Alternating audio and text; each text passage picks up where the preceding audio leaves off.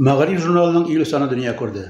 Анда мәгариф өлкәсенә кагылышлы байтак материаллар урын алган. Иң беренче күзгә ташланганы 7-10 июньдә Казанда дөньяның 20дән артык иленнән килгән мәгариф министрлар катнашында узган киләчәкне формалаштырып дип аталган халыкара форум хакындагы язма.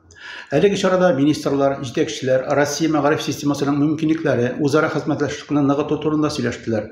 Алдынгы тәҗрибәләр белән уртаклаштылар.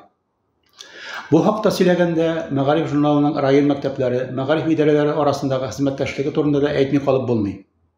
Июль чыгарылышында әйтик, халкыбыз җырларында еш яңгыраган Сорман һәм райондагы педагогларның эш тәҗрибәсенә зур урын бирелде. Район башлыгы Фәрит Хөснуллин һәм мәгариф бүлеге җитәкчесе Гөлшат Идрисова белән очрашканнан соң туган язмаларына Сорман җире уңдырышлы, халкы гыйлемне аның, илһамлы як бер генә авыл дип аталган баш астында бастырып та чыгардык. Форсаттан файдаланып, бу урында шушы араларда гомер бәйрәмнәрен билгеләп үткән Фәрит Мөнәвир улын һәм Гөлшат Яскар Казан юбилейлары белән котлыйсы, абруйлы хезмәтләрендә һәм шәхси тормышларында уңышлар телисе килә. Мәгариф журналы һәр мәктәп һәм аерым укытучыларның һөнәри тәҗрибә уртаклашу мәйданчыгы булып тора.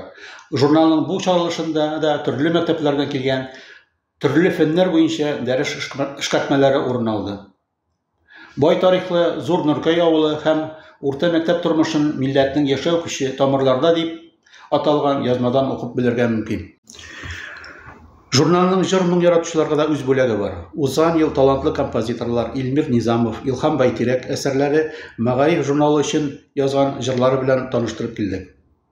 Быел исә талантлы тантаналы марш циклыннан төрле композиторларның иҗат имешләре һәр сан саен басылып килә. Гыйлем истәп, җыр-моңга уралып яши әле җәмәгать.